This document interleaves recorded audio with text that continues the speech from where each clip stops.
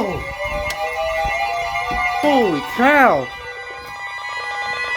The National Weather Service in Birmingham has issued a severe thunderstorm warning for Walker County, southeastern Marion County in northwestern Alabama, southern Winston County in northwestern Alabama, northeastern Fayette County until 6:45 p.m. Central Daylight Time. Wow. At 5:53 p.m. Central Daylight Time, a severe thunderstorm was located over Podler Springs, or 8 miles east of Lynn, moving south at 55 miles per hour.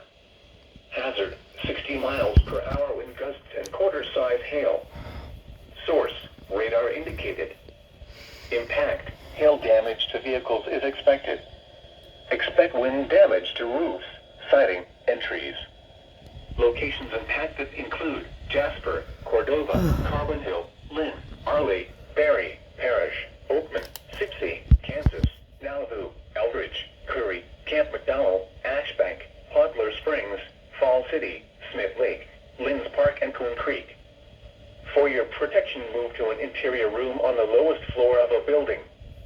Repeating, a severe thunderstorm warning has been issued until 6:45 p.m. Central Daylight Time for the following county: